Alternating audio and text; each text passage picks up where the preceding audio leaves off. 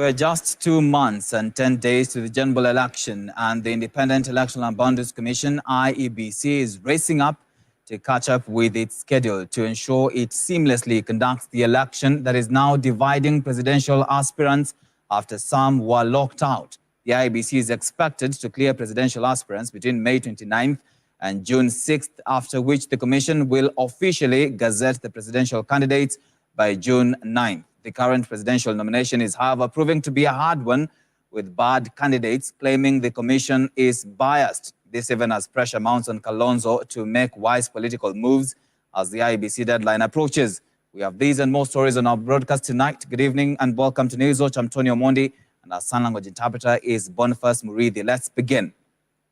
Now it's decision time for Wiper Party leader Kalonzo Musyoka, who has been handed a political lifeline by the IEBC after the Electoral Commission accepted the resubmission of signatures supporting his presidential bid.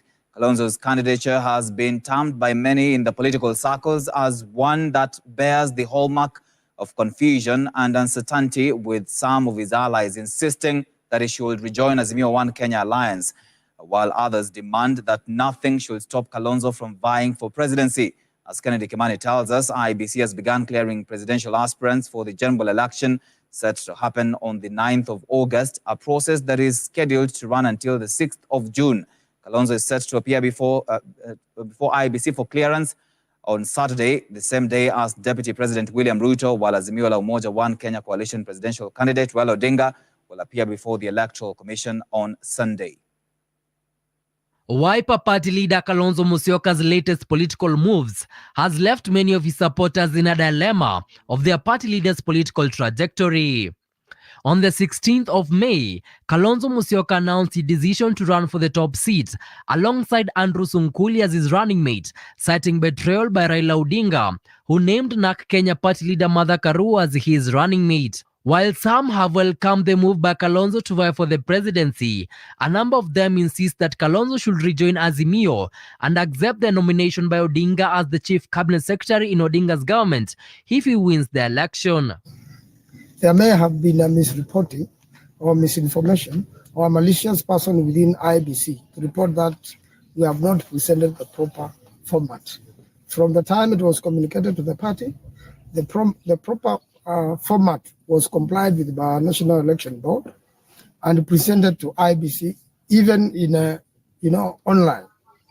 A lot of activities of IEBC are now online, and once you have complied online, some manual person somewhere or somebody who doesn't understand IT technology did not have the update that we had complied. So I want to insist that we have complied. Our presidential candidate Wiper has complied. And even one has doubt of that, then we are ready to go to court. IEBC has begun clearing presidential aspirants for the general election, set to happen on the 9th of August, a process that is scheduled to run until the 6th of June. Kalonzo Musyoka is set to make a date with the IEBC on Saturday, the same day as Deputy President William Ruto, while Azimio presidential candidate Raila Odinga will appear before the Electoral Commission on Sunday. Kennedy Kimani, Hope TV News Watch, Nairobi.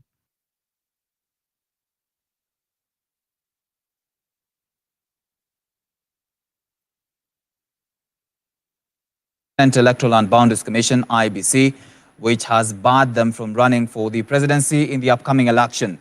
Through an email sent by IEBC Chairman Afula Chebukati dated 29th May 2022, Kigame was informed that he was out of the race for failing to comply with the requirements set by IEBC, including documentation to support his candidature. On the other hand, Mwangi Wairia says he was informed through unofficial channels that he was out of the race for submitting signatures from 9 counties instead of 24. Grace Wangoi has more on this. Presidential aspirant Reuben Kigame is an unhappy man after the IEBC barred him from contesting in the upcoming election for what IEBC termed as failure to comply with requirements. According to Kigame, following the meeting of IEBC and presidential candidates at the Bomas of Kenya on 23rd May 2022. Presidential aspirants were asked to bring the documentation, including electronic and physical forms of at least 48,000 supporters and copies of supporters' identity cards, among other documentation, by 25th May 2022.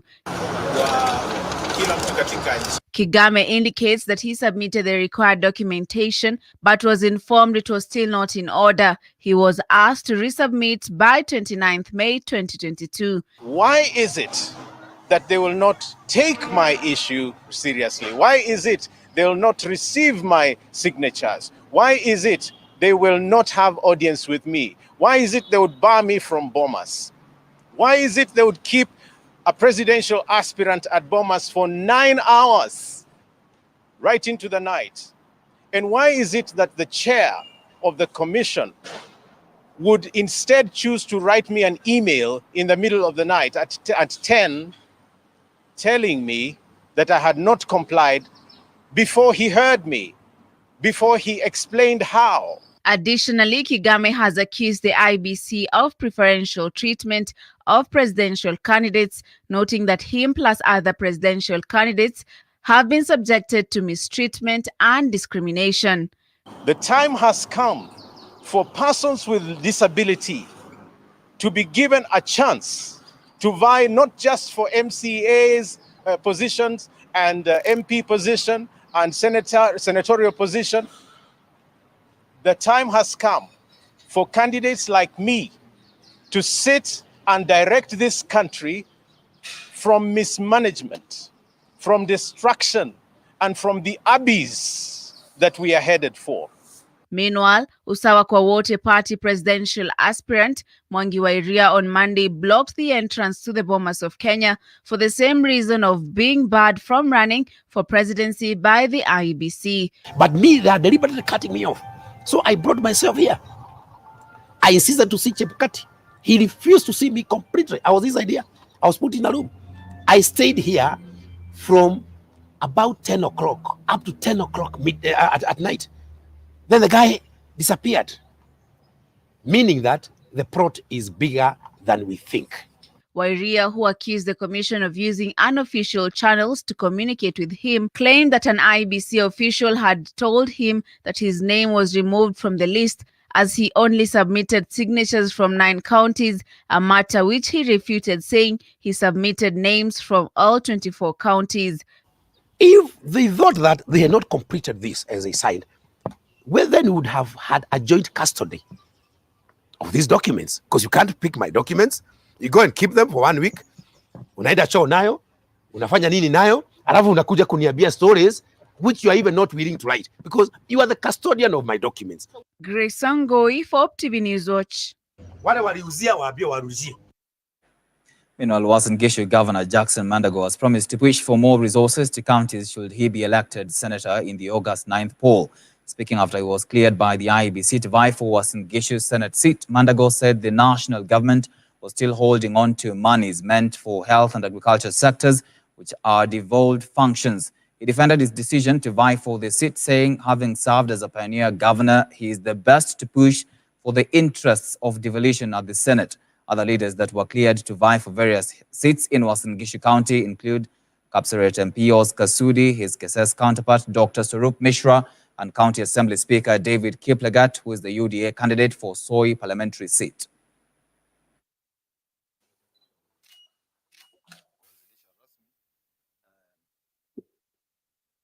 Makaratasi yangu ili nisajiliwe na IEBC kuwa mwaniaji wa kiti wa useneti katika kaunti hii ya Uasin Gishu, na tayari mimi nimeweza kutimiza yale masharti ambayo IEBC anahitaji. Sasa ndio tunaanza sasa siasa kweli kweli, kwa sababu uchaguzi sasa umekaribia. Nichukue nafasi hii kwanza kuhimiza wananchi katika kaunti hii ya kuwa sasa siasa hii imeanza. Mimi nawaomba kwa unyenyekevu tuendelee kudumisha amani na pia kuruhusu waniaji wa viti vyote kuanzia MCA mpaka urais waweze kufanya kampeni zao sehemu zote katika kaunti hii na wasifanye kwa amani. Away from that, long-distance drivers from neighboring countries are crying foul over alleged harassment by government officials at the Gilgil Way Bridge in Nakuru County. The drivers from Uganda, Congo and South Sudan have accused officials from Kenya of unfair laws, mostly targeting foreigners. The drivers have been detained at the Way Bridge for the last 2 weeks, incurring heavy losses, with fears that their perishable goods could go to waste. At the center of the dispute is the size and weight of the trailers that they are using, with the highway authority terming them unfit for road use. According to a clearing agent, Dennis Omusule, some of the detained trailers were ferrying medical equipment and medicine worth millions of shillings. He noted that the trailers had been operational for over 10 years and questioned the timing of the arrest. Kama hizi gari hazihitajiki Kenya, waeke sheria kwa boda Malaba na Busia. Gari ikifika hapo before ilipe road toll, iambiwe hii gari haitakikani Kenya, itarudia pale ama itangojea mzigo yake pale kwa boda, kuliko dereva akuje paka huku ashikwe. Madereva wanaumia sana, wamekaa hapa 2 weeks paka saa hii. Tunaambia serikali na president wetu Uhuru Kenyatta, kwa sababu yeye ndio chairman wa East Africa, aingilie kati, asaidie hao madereva. Kenya ndio itapoteza revenue mingi kushinda hizo mataifa zingine. Tuko na transit ambao inatuhusu kubeba mizigo za kutoka Kenya kuingia nchi zingine. Gari yenye haina transit hairuhusiwi kukuja Kenya kubeba mzigo. Hiyo kitu kia tuliko nacho. Tukifika hapa wanatuingiza ndani, wanatuandikia ati gari ziko na bodi kubwa. Hizo bodi, hakuna gari ambayo inajengwa bodi Uganda, zote zinajengwa hapa Kenya, na kampuni ambazo zinajenga mabodi ziko license kujenga mabodi. Sasa wiki mbili tu hapa wenye mzigo wanatulalamikia, na hao wajui shida ni hawa. Tunauelezea shida lakini hawakubali. Sasa hiyo mzigo ingine, kuna mzigo yenye inaharibika, kuna magari zimebeba dawa itaki uwekwe kwa jua muda huo wote, lakini sasa mwenye mzigo atapoteza, wote apoteza, na Kenya mwisho itapoteza. Kama ikikuja kusumbuliwa, mtu anasema acha ninue Uganda dawa, ikiwa iko siwezi kuja Kenya. Let's head to the coast now. Rabbi Member of Parliament William Kamoti has been buried at his home in Mamru village after he perished in a road accident on Sunday night. The 61-year-old second-time MP died after his vehicle was involved in a road accident at Maziwa along the Malindi-Mombasa highway a few hours after he was cleared by the IEBC to run for the third time, with his driver now fighting for his life in hospital. Azimio la Umoja presidential candidate Raila Odinga attended Kamoti's burial ceremony, with President Kenyatta leading political leaders and Rabai constituents in eulogizing the lawmaker. Dickens Luvanda reports. Hakuwa kiongozi tu, bali alikuwa mtumishi wa watu wa Rabai. Residents of Rabai constituency in Kilifi County are mourning following the death of their two-time member of parliament, William Kamoti Mwamkale. According to the Ganze member of parliament, who is also the Kilifi ODM chairman, Teddy Mwambire, wabunge na viongozi mbalimbali ambao tumejumuika hapa leo kuja kutoa heshima zetu za mwisho kwa rafiki yangu, ninayemwenzi sana ndugu yangu William Kamoti. The 61-year-old ODM member of parliament, who was first elected the MP for Rabai in 2013, had earlier been cleared to contest in the August 9th general elections after presenting his nomination credentials to the Independent Electoral and Boundaries Commission IEBC on Sunday. Tulikuwa na yeye pale Bonje jana, nasikia mheshimiwa amefariki. Tunasema hatukubaliani na hilo. Tumeng'ang'ana ndani ya bunge, tukapitisha sheria ambayo tunataka bandari yetu iwe mikononi mwa serikali. Kamoti met his death at around 9:45 p.m. from the IEBC offices when his vehicle was involved in a road accident at Maziwa area along the Malindi-Mombasa highway, with his driver sustaining serious injuries. Kilifi North OCPD Jonathan Koech said the MP's car rolled into a ditch after swerving to avoid colliding with an oncoming truck as the driver attempted to overtake. Kamoti hakujua leo yake itakuwa hivi. Wewe hujui kesho yako, mimi sijui kesho yangu. Tuombeane jamani. Marehemu ni kwa Raila atachaguliwa the 5th president wa Kenya. Na waomba na nyinyi pia mukamilishe matumaini yake. Alipiga siasa yake ile tunaita politics of tolerance. Hapigi kifua. Moments before his burial, according to the Muslim community burial rites, the coffin bearing the late MP's body arrived at his Kaurangwa home in the outskirts of Kilifi town. After a post-mortem exercise at the Kilifi County Hospital, Kamoti was buried at his second home in Mawamru village at a ceremony attended by his party leader Raila Odinga and other local politicians. Kamoti alikuwa ni kama ndugu yangu mdogo, macha mama na watoto. Hawa tunataka kuwasaidia. Kwa mimi naweza kusema hapa watoto ambao wamewacha, ambaye bado wanaenda mbele na masomo yao, hakikisha kwamba wameendelea na masomo yao na wamemaliza masomo yao. President Uhuru Kenyatta, Kilifi Governor Amason Kingi, ODM party leader Raila Odinga, Mombasa Governor Alison Johu, Deputy President William Ruto on Monday led the country in mourning the death of the lawmaker. Kamoti first vied for the larger Kaloleni constituency in the year 2007, but lost to former Labour Cabinet Secretary Kazungu Kambi before making another stab at the seat when Kaloleni was split to create Rabai constituency. Ningependa viongozi mbaki hapa mshauriane pamoja na jamii ya hapa ya Kamoti, na baadaye mtupatie sisi yule ambaye ataendelea kubeba bendera wa hapa Rabai. Deacon Sulvanda, Hope TV News Watch. Our deepest condolences to the people of Rabai and the family of William Kamoti. Let's now move on. The Council of Governors now wants the Ministry of Health to put up structures and systems that will prevent future drug theft after recent reports of drugs stolen from the Kenyatta National Hospital valued at more than 9 million shillings. In a statement, the governors led by Kisumu Governor Professor Peter Anyang' Nyong'o condemned what they called inhumane incident, calling for proper measures to prevent such occurrences. 6 KNH employees were last week charged with stealing cancer drugs from the hospital. Meanwhile, the Kenya Network of Cancer Organizations, KENCO, has condemned the theft of cancer drugs at KNH, calling on the government to put up proper measures and also reduce the cost of cancer treatment in the country to make it more affordable to patients. No doubt, therefore, the health and economic burden attributable to cancer in Kenya is enormous. Families have been driven into poverty from high out-of-pocket payments for healthcare, especially for cancer. Standard costs of treatment for most common cancers in Kenya remain out of reach for most Kenyans. In this regard, the Council of Governors condemns what has been reported in the press regarding the theft of essential and expensive cancer drugs at the Kenyatta National Hospital. We therefore call upon the Ministry of Health to do the following. 1, establish systems to curb the theft immediately. 2, enhance systems to enable end-to-end visibility of the use of all drugs in the hospital. This is very easy. It can be done by a much more efficient ICTV system.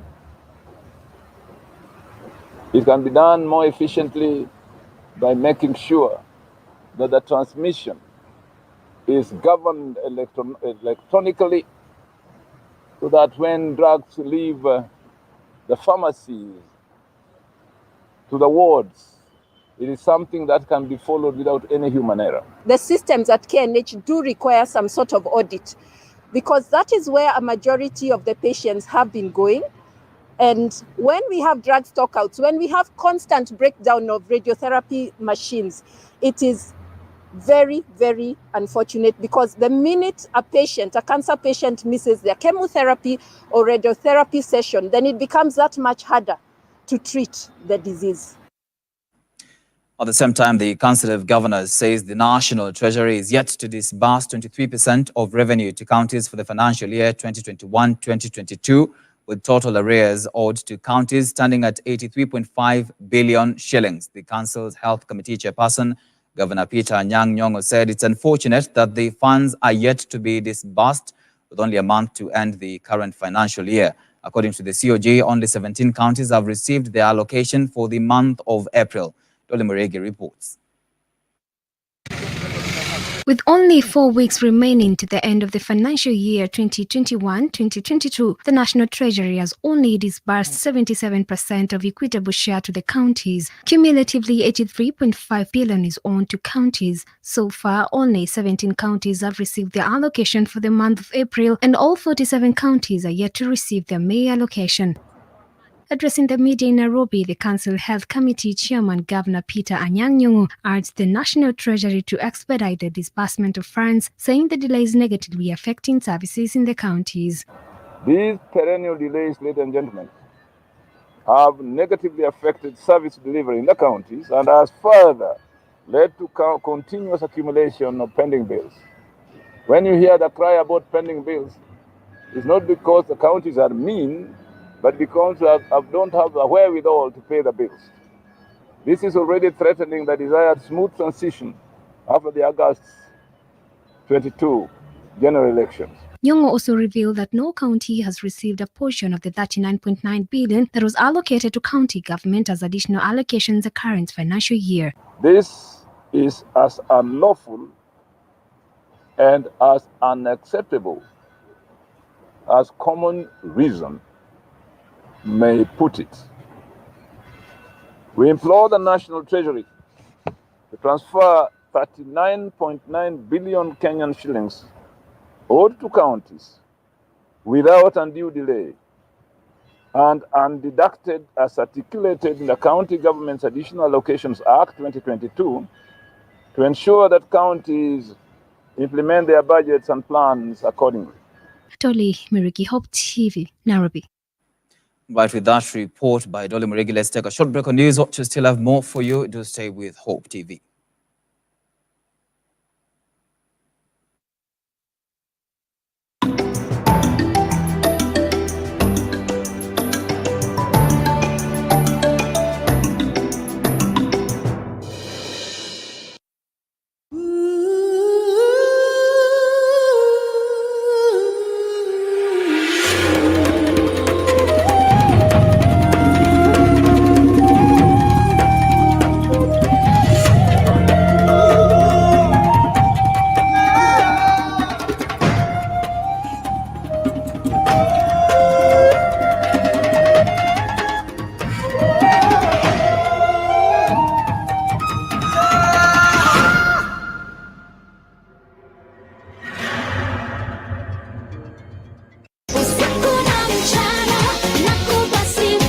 We know you have great taste for music. And we do too.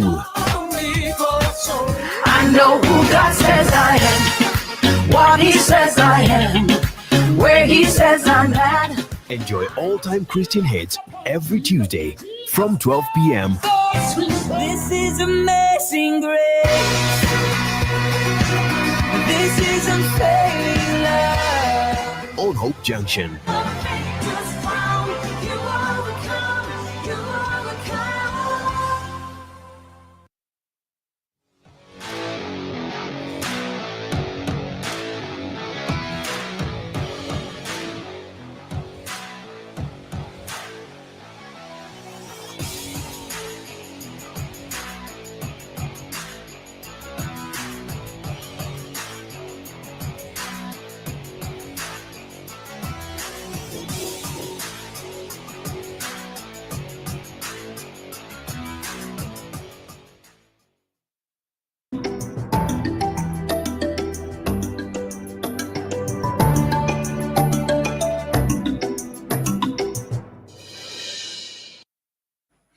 Welcome back to News Watch. President Uhuru Kenyatta has received visiting President of Sierra Leone, Julius Maada, at State House in Nairobi. The elaborate state reception ceremony included a guard of honor mounted by a detachment of the Kenya Air Force and a 21-gun salute. President Julius Maada will be the chief guest during the Madaraka Day celebrations set to take place on Wednesday. Sierra Leone's President Julius Maada has today been officially received at State House by President Uhuru Kenyatta after he jetted into the country on Saturday for a 5-day state visit. The elaborate state reception ceremony included a guard of honor mounted by a detachment of the Kenya Air Force and a 21-gun salute. President Maada is scheduled to hold bilateral talks with President Uhuru Kenyatta, which are expected to culminate into the signing of 7 memoranda of understanding aimed at further enhancing relations between Kenya and Sierra Leone. Sierra Leone and Kenya, as members of the Commonwealth, have historically enjoyed excellent bilateral relations, which have not only endured throughout since their independence, but have grown exponentially into a multifaceted and mutually beneficial partnership. President Julius Maada will be the chief guest during the Madaraka Day celebrations on Wednesday, which will also be President Kenyatta's last national celebrations, as it is scheduled to take place only 69 days to the August general elections. Kennedy Kimani, Hope TV Newswatch, Nairobi. Meanwhile, the Kenyan government has signed 7 agreements with Sierra Leone following a meeting between President Uhuru Kenyatta and the visiting Sierra Leone President Julius Maada on Monday at State House, Nairobi. The agreements include agreement on the establishment of a joint commission for cooperation, memorandum of understanding on political and diplomatic consultations, memorandum of understanding on trade and investment, and a memorandum of understanding on cooperation in the field of wildlife tourism, memorandum of understanding on gender equality and women empowerment, memorandum of understanding on cooperation in the field of culture and arts, and memorandum of understanding on cooperation in the field of youth affairs. President Kenyatta was accompanied to the talks by Cabinet Secretaries Dr. Fred Matiang'i of Interior, Ambassador Rachel Omamo of Foreign Affairs, Ambassador Amina Mohammed of Sports, Joe Mushere of ICT, Professor Margaret Kobia of Public Service, and Betty Maina of Trade.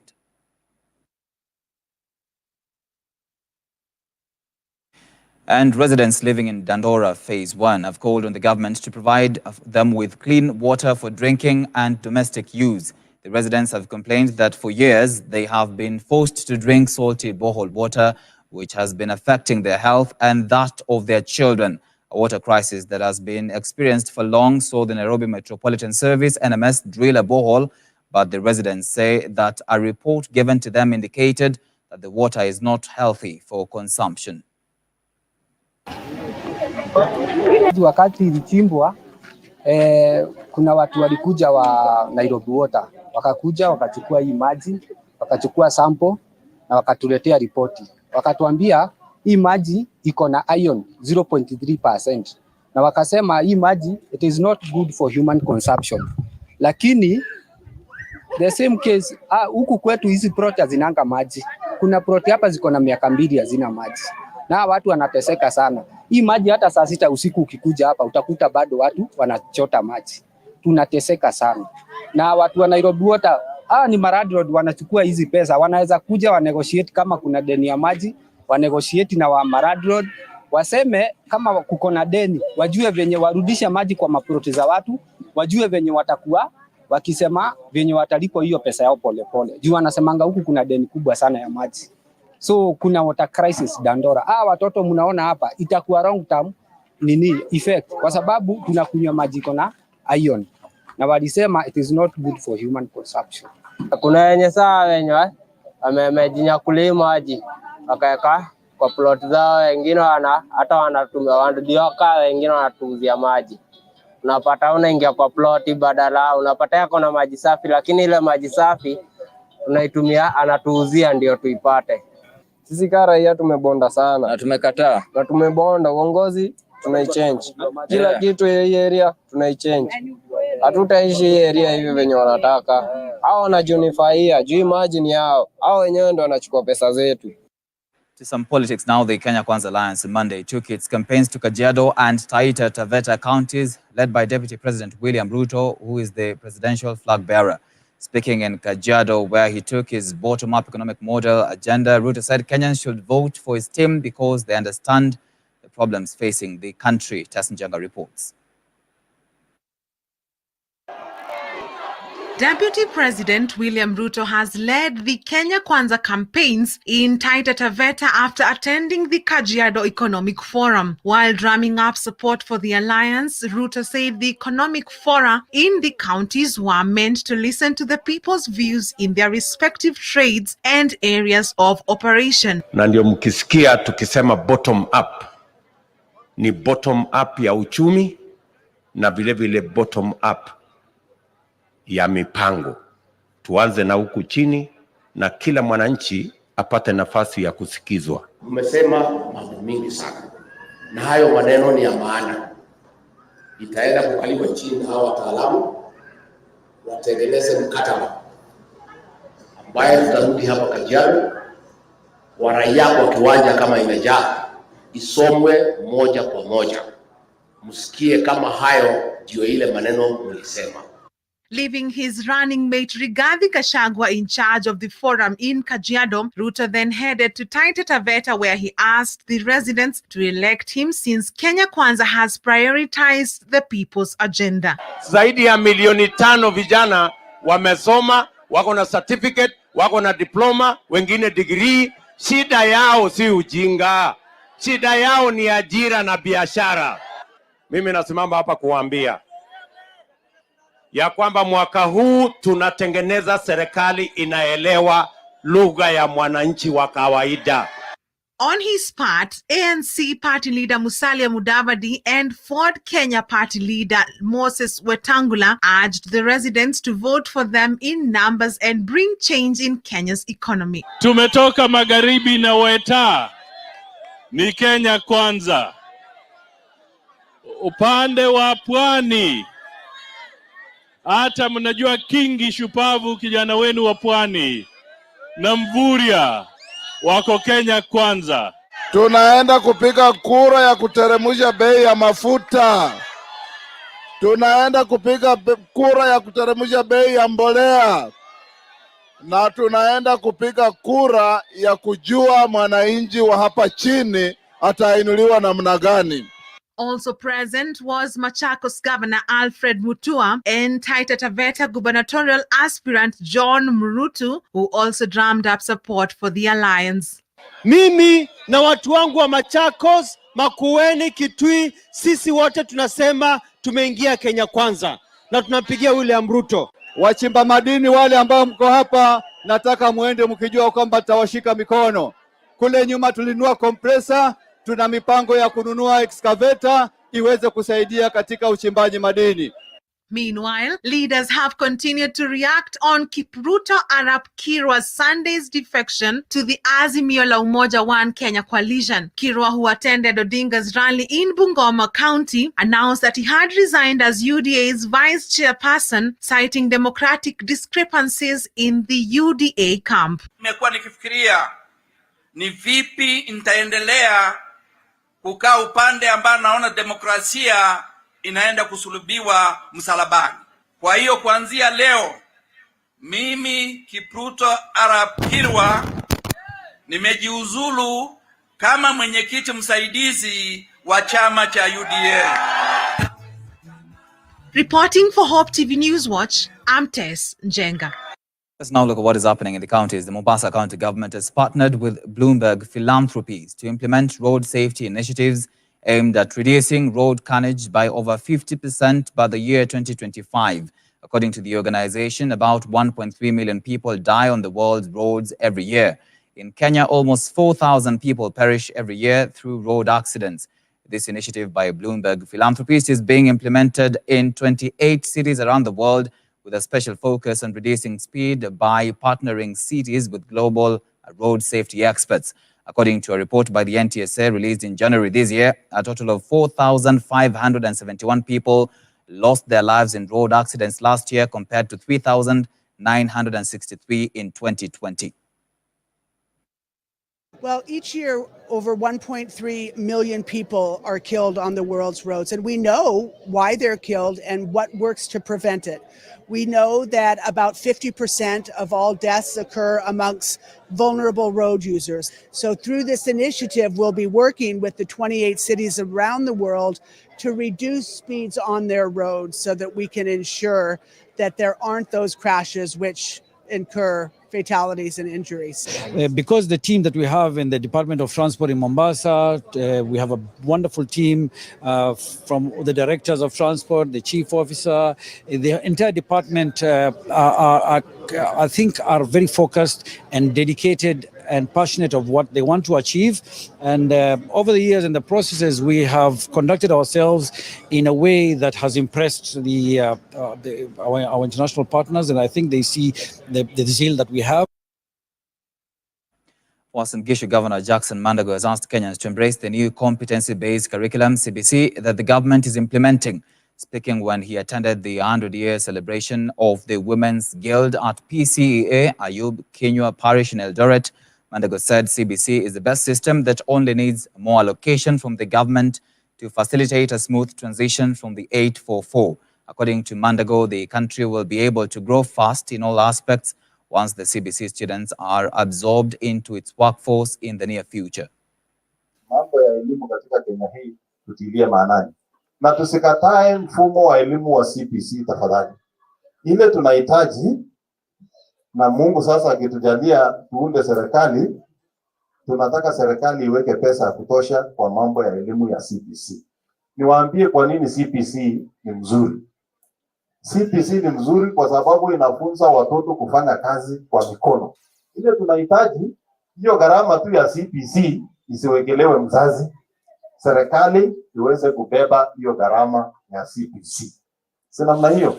It is the best program, na baadaye mtaona taifa la Kenya itaenda mbele haraka kwa sababu tutakuwa na watu innovators ambao wanaanzisha mambo itakupeleka mbele. Kwa hiyo tuunge huyo mkono maneno ya CBC na tusupport maneno ya elimu. Na wale watoto wetu wote ambao wamemaliza shule, wale juzi walitoka form 4. Kuna wale wamefuzu kwenda vyuo vikuu, kuna wale wengine hawajaenda vyuo vikuu. Mimi nataka kuwaomba wale hawajaenda vyuo vikuu, hakikisha wamejiunga na vyuo vya teknolojia. Labda ile wazazi hawajui, wale watoto wakienda RVTTI ama Eldoret Polytechnic, wakifanya application kupitia ile inaitwa Kenya Universities and Colleges Central Placement Board, KUCCPS. Hao watoto serikali inawasomesha karibu bure. In other words, serikali inagharamia elimu ya TTI na polytechnics. So tusikubali wale watoto wetu wamalize shule na wakaekae namna hii. Watafute ujuzi, kwa sababu wakiwa na ujuzi, they become more marketable, they become reliable.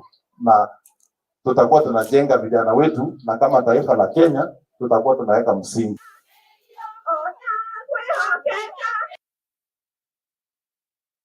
Emeritus Bishop Dr. David Oginde has encouraged political aspirants to lead by example and make a difference that can be emulated and celebrated by all.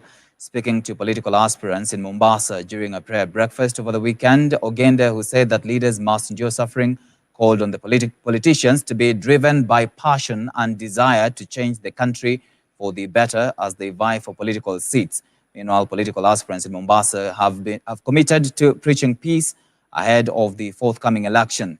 Leaders present during the meeting included ODM gubernatorial candidate Vita MP Abdul Somad Nasir and former Nairobi Governor Mike Sonko of Wiper. Others were former Mombasa Senator Hassan Omar of UDA and Deputy Governor William Kingi of PAA. We have the water issue. We have many other issues which are challenges in this city. But that really requires servant leadership, as we have been educated here.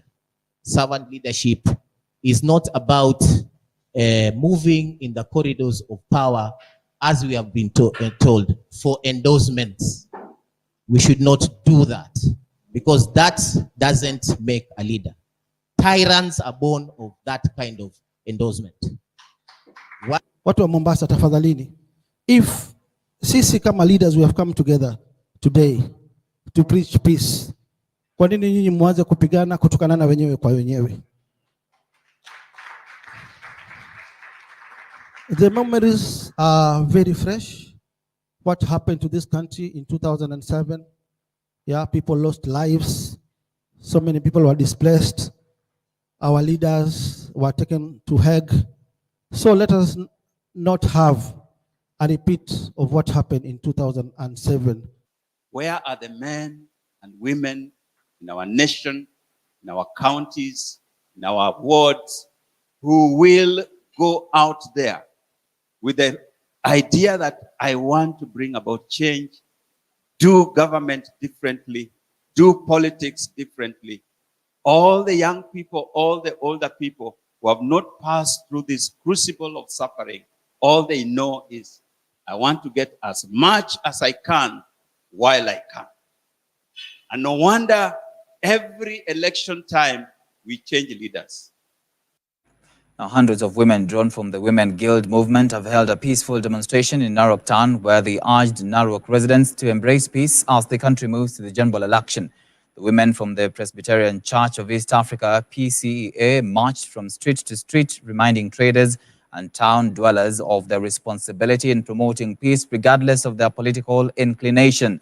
Led by the Narok Parish Women Guild chairlady Jane Jerry, the women condemned politicians who use young people to cause violence, asking the youth to ignore such politicians and instead preach peace. The women, who celebrated 100 years since the inception of the movement, said the country is bigger than everyone. Wakati huu wa siasa tungeomba amani idumu katika nchi yetu, idumu katika maisha yetu, idumu katika kila mmoja wetu, kwa sababu bila amani hakuna kitu tunaweza fanya. Na kama vile tunasema tunajua uchaguzi ni wa siku moja tu, alafu unaisha, na wakati mwingine unakuta watu wanaachwa wakipigana. Tunasema tunataka amani katika nchi yetu, katika Naroko yetu, tunaomba kuwe na amani. Tunajua watu ni wengi sana hapa na wana kwa milengo tofauti, lakini letu ni kusema ya kwamba hakuna kitu muhimu katika maisha yetu kama amani, kwa sababu pasipo amani hakuna kitu kitafanyika.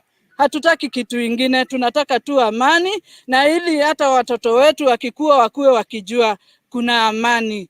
Na tunaomba hata wakati huu, kwa sababu sisi wamama tumetembea tukisema amani na tukisaidia wenye hawajiwezi, kwa sababu tulipewa hiyo jukumu na Mungu, na hiyo ndio ilikuwa our agenda, kusaidia wenye hawajiwezi. Kwa hivyo hata sisi tuchukue tu hiyo jukumu ya kusaidiana, tusaidie wenye wako na shida, tusaidie orphans, tusaidie hao windows, tusaidie hao widowers, na tukiwaambia tu wawe na amani.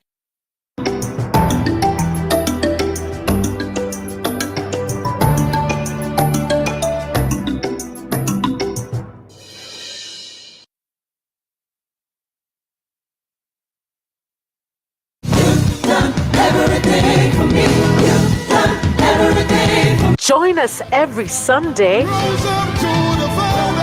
for unlimited, uplifting, powerful worship,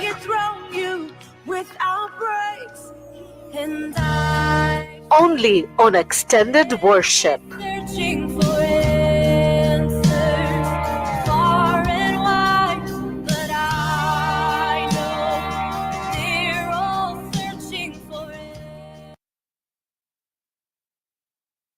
What's the 9,000 doing? I can't believe my eyes! Yes! I knew they could do it! But how? Get ready for a super surprise this coming Sunday with all new super episodes. Who will join me?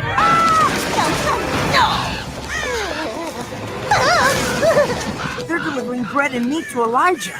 All new super adventures, all new super season. I'm Chris. I'm Joy, and this is Gizmo. You should come with me. Let's have fun while learning from Chris, Joy, and Gizmo.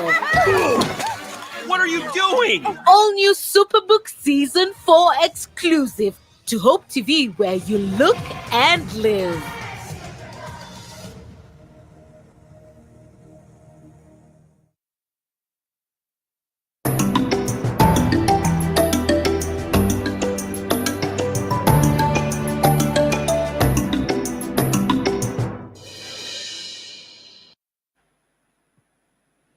Welcome back. Let's continue with business news. The Fresh Produce Consortium of Kenya, FPC, with support from the USAID, has developed a digital marketing strategy to boost the visibility of Kenyan avocados and bananas in both local and international markets. This move seeks to exploit digital tools to better connect with the global market, improve information dissemination, change consumer attitudes, and improve access to Kenyan avocado and bananas by the global marketplace. Horticulture has been the leading foreign exchange earner in the country, earning over 153 billion shillings in 2021.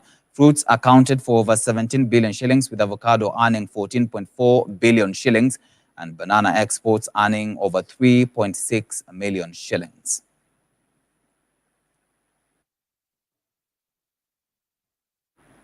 Kenya's national carrier, Kenya Airways, KQ, has announced that it will implement an exclusively cashless system effective 1st June 2022 at the Moi International Airport in Mombasa and the Kisumu International Airport. In a statement, KQ said the implementation of a cashless system will help support the customer shift and preference to cashless transactions and will ease cash collection and reconciliation issues at the airports, ensuring efficient services to customers. Payments will now only be accepted through debit or credit cards and other online payment apps.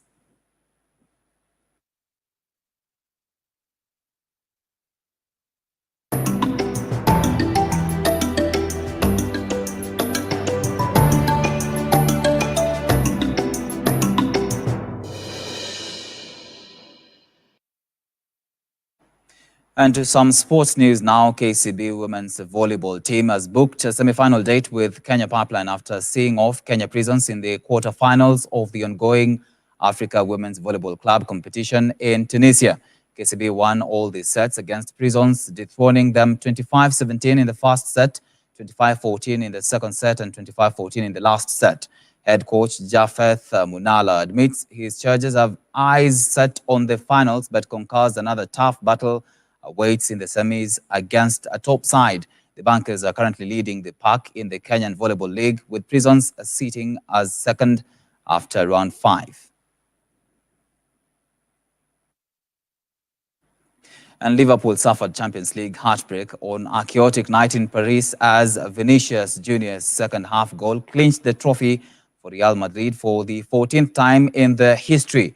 Jurgen Klopp's side were hoping to avenge their 2018 Champions League final defeat to the Spanish giants in Kiev, but they could not find a leveler after going down 1-0 when Vinicius ghosted in at the far post to convert Federico Valverde's low cross.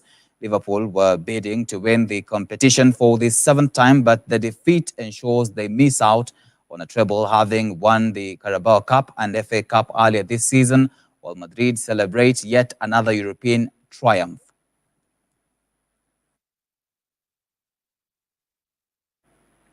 All right, with that, we've come to the end of our bulletin tonight. Many thanks for staying with Newswatch, and thanks to the team that has made this bulletin a success.